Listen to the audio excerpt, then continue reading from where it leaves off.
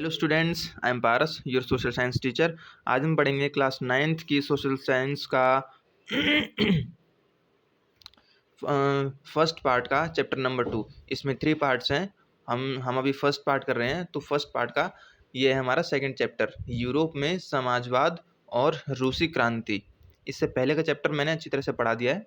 I hope आपको वो समझ में आ गया होगा। ठीक है, अब हम करते हैं अपना next chapter start. So let us begin.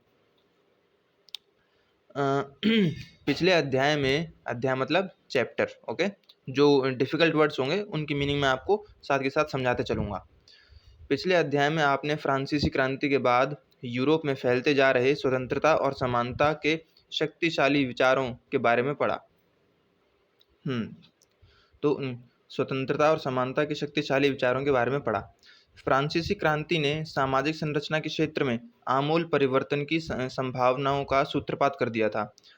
आमूल परिवर्तन मतलब जो ज़रूरी परिवर्तन होने चाहिए, जो मतलब इंग्लिश में हम इसे इम्पोर्टेंट चेंजेस बोल सकते हैं। ठीक है, जो इम्पोर्टेंट चेंजेस होने चाहिए थे उनकी संभावना मतलब प्रोबेबिलिटी, ठीक है, उनका सूत्रपात कर दिया था। सूत्रपात मतलब स्टार्ट करना कह सकते हैं हम इसको। ठीक है, जैसा कि आप पढ़ चुके हैं, 18वीं सदी से पहले फ्रांस का समाज मोटे तौर पर स्टेटस और श्रेणियों में बटा हुआ था। जैसा कि मैंने आपको फर्स्ट चैप्टर में पढ़ाया था कि 3 स्टेट्स होते थे, है ना, और फर्स्ट स्टेट वालों को जन्मसिद्ध अधिकार होते थे, जैसे उन्हें टैक्स नहीं देना होता था, है ना, वगैरह वगैरह इन जैसे। ठीक है।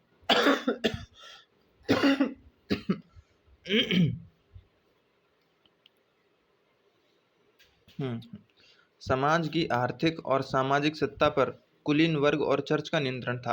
आर्थिक मतलब इकोनॉमिकल, ठीक है, आर्थिक का मतलब होता है इकोनॉमिकल। हाँ, कुलीन वर्ग और चर्च का नियंत्रण था, लेकिन क्रांति के बाद इस संरचना को बदलना संभव दिखाई देने लगा। मतलब जैसी क्रांति होने लगी, क्रांति के बाद ये सारे जो पहले के जो रूल्स थे वो बदलने स्टार्ट हो गए, और लोगों को उम्मीद होने लगी कि ये रूल्स जो हैं जिनसे लोगों को इतना नुकसान हो रहा है, ये सब चेंज होने लग जाएंगे। यूरोप और एशिया सहित, सहित का मतलब साथ के साथ, ठीक है, यूरोप और एशिया के साथ दुनिया के बहुत सारे हिस्सों में व्यक्तिगत अधिकारों के स्वरूप और सामाजिक सत्ता पर किसका नियंत्रण हो, इस पर चर्चा छिड़ गई।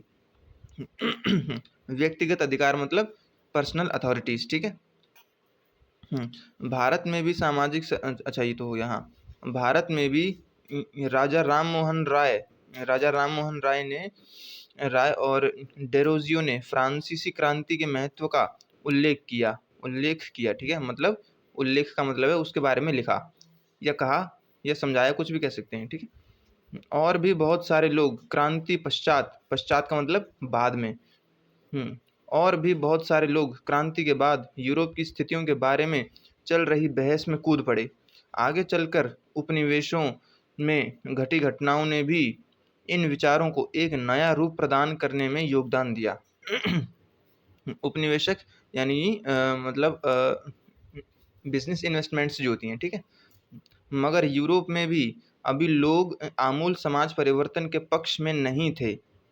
ठीक है, मतलब रूल्स तो चेंज होने स्टार्ट हो गए थे, बट यूरोप में कुछ लोग ऐसे थे अभी भी जिनकी रूढ़िवादी सोच थी, मतलब वो अपने पुराने अधिकारों को, अपनी संस्कृति को छोड़ने के लिए तैयार नहीं थे। इसलिए उन टाइप के लोगों ने भी संघर्ष किया। आने वाले जो नए रूल्स थे वो लोग उन्हें मानने के लिए तैयार नहीं थे। इस सवाल पर सबकी अलग अलग राय थी। बहुत सारे लोग बदलाव के लिए तैयार तो थे, लेकिन वो चाहते थे कि यह बदलाव धीरे धीरे हो। ठीक है, एक खेमा मानता था कि समाज का आमूल पुनर्गठन जरूरी है।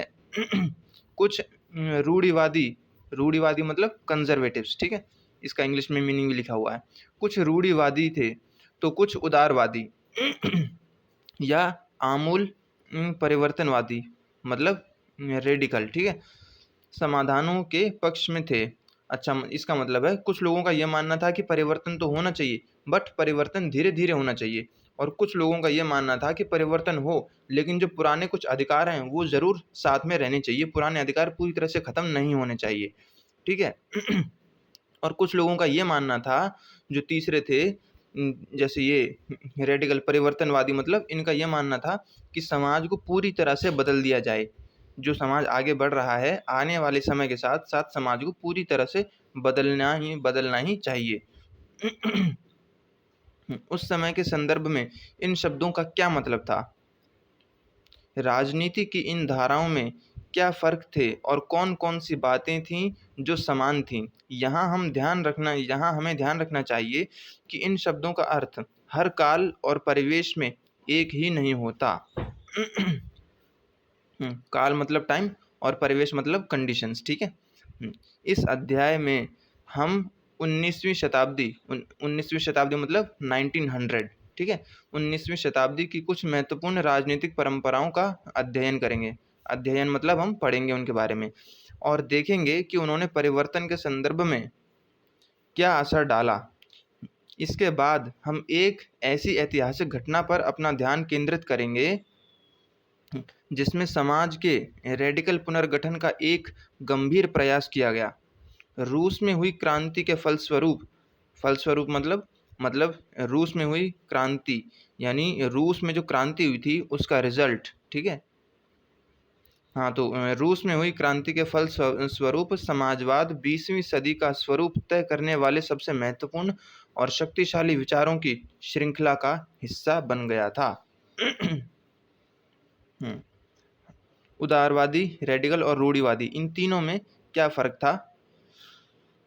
समाज परिवर्तन के समर्थकों में एक समूह उदारवादियों का था। उदारवादी ऐसा राष्ट्र चाहते थे जिसमें सभी धर्मों को बराबर का सम्मान और जगह मिले। शायद आप जानते होंगे कि उस समय यूरोप के देशों में प्रायः किसी एक धर्म को ही ज़्यादा महत्व दिया जाता था। ब्रिटेन की सरकार चर्च ऑफ इंग्लैंड का समर्थन करती थी। ऑस्ट्रिया और स्पेन कैथोलिक चर्च के समर्थक थे। उदारवादी समूह वंश आधारित शासकों की अनियंत्रित सत्ता के भी विरोधी थे। वे सरकार के समक्ष मतलब सरकार के सामने, समक्ष का मतलब होता है सामने। वे सरकार के सामने व्यक्ति मात्र के अधिकारों की रक्षा के पक्षधर थे। उनका कहना था कि सरकार को किसी के अधिकारों का हनन मतलब ख़त्म करना, ठीक है? फिनिश। सरकार को किसी के अधिकारों का हनन करना या उन्हें छीनने का अधिकार नहीं दिया जाना चाहिए, जो कि बिल्कुल सही बात थी, ठीक है? यह समूह प्रतिनिधित्व पर आधारित एक ऐसी निर्वाचित सरकार के पक्ष में था जो शासकों और अफसरों के प्रभाव से मुक्त और सुप्रशिक्षित न्यायपालिका द्वारा स्थापित किए गए कानूनों के अनुसार शासन कार्य चलाए। पर यह समूह लोकतंत्रवादी मतलब डेमोक्रेट का मतलब होता है जहाँ पर शासक को जनता द्वारा चुना जाता है, ठीक है? डेमोक्रेट नहीं था, लेकिन ये लोग सार्वभौमिक वयस्क मताधिकार यानी सभी वयस्क मताधिकार यानी सभी नागरिकों को वोट देने का अधिकार देने के पक्ष में नहीं थे। उनका मानना था कि वोट का अधिकार केवल संपत्तिधारियों को ही मिलना चाहिए। इसके विपरीत रेडिकल समूह के लोग ऐसी सरकार के पक्ष में थे जो देश की आबादी के बहुमत के समर्थन पर आधारित हो। इनमें से बहुत सारे लोग महिला मताधिकार आंदोलन के भी समर्थक थे। उदारवादियों के विपरीत ये लोग बड़े जमींदारों और संपन्न उद्योगपतियों को प्राप्त किसी भी तरह के विशेषाधिकारों के खिलाफ थे। ठीक है दोस्तों, ये हिंदी है, आई होप आपको अच्छी तरह से समझ में आ रही होगी। वे निजी यानी प्राइवेट, ठीक है? वे निजी संपत्ति के विरोधी नहीं थे, लेकिन केवल कुछ लोगों के पास संपत्ति के संकेंद्रण का विरोध जरूर करते थे। मतलब वो जो रेडिकल समूह के लोग जो थे, उन्हें प्राइवेट प्रॉपर्टी से कोई प्रॉब्लम नहीं थी। लोगों के पास अगर प्राइवेट प्रॉपर्टी है तो है, अच्छी बात है, होनी चाहिए, लेकिन उन्हें ऐसे लोगों से ज़रूर नफ़रत थी जो जैसे सभी लोगों की प्रॉपर्टी सिर्फ एक ही आदमी के पास थी। उन्हें इस चीज़ से समस्या थी, यानी प्रॉब्लम थी, ठीक है? रूढ़िवादी तबका रेडिकल और उदारवादी दोनों के खिलाफ था। ठीक है, मतलब ये रूढ़िवादी सोच ये लोग जो थे, ये रेडिकल और उदारवादी, इन दोनों के खिलाफ थे ये रूढ़िवादी लोग। ठीक है, मगर फ्रांसीसी क्रांति के बाद तो रूढ़िवादी भी बदलाव की ज़रूरत को स्वीकार करने लगे थे। पुरानी ये मतलब ये रूढ़िवादी सोच लोग जो थे, ये भी मानने लगे थे कि अब परिवर्तन होना चाहिए और इसके लिए कुछ महत्वपूर्ण कदम उठाने चाहिए, ज़रूरी कदम उठाने चाहिए। पुराने समय में यानी 18वीं शताब्दी में रूढ़िवादी आमतौर पर परिवर्तन के विचारों का विरोध करते थे, लेकिन 19वीं सदी तक आते-आते वे भी मानने लगे थे कि कुछ परिवर्तन आवश्यक हो गया है, परंतु वह चाहते थे कि अतीत का सम्मान किया जाए। जैसा कि मैंने पहले भी बताया था आपको कि रूढ़िवादी सोच के लोगों की धारणा तो ये थी कि परिवर्तन होना चाहिए, मगर जो पुराने अधिकार हैं, जो पुरानी संपत्ति है, पुरानी जो संस्कृति है, वो पूरी तरह से ख़त्म नहीं चाहिए, होनी नहीं चाहिए, पूरी तरह से हमें उसे नहीं छोड़ना चाहिए। परंतु वह चाहते थे कि अतीत का सम्मान किया जाए, अर्थात अतीत को पूरी तरह ठुकराया न जाए और बदलाव की प्रक्रिया धीमी हो। फ्रांसीसी क्रांति के बाद पैदा हुई राजनीतिक उथल-पुथल के दौरान सामाजिक परिवर्तन पर केंद्रित इन विविध विचारों के बीच काफ़ी टकराव हुए। 19वीं सदी में क्रांति और राष्ट्रीय कायांतरण की विभिन्न कोशिशों ने इन सभी राजनीतिक धाराओं की सीमाओं और संभावनाओं को स्पष्ट कर दिया था। दोस्तों, आज के लिए बस मैं इतना ही पढ़ाऊँगा, है ना? एक दिन में पढ़ के आप कलेक्टर तो बन नहीं सकते। तो आज के लिए बस इतना ही, है ना? आई होप ये वीडियो आपको अच्छी लगी होगी, समझ में आई होगी और प्लीज़ इसे लाइक, शेयर और सब्सक्राइब करें। स्टे होम, स्टे सेफ, मिलते हैं नेक्स्ट वीडियो में।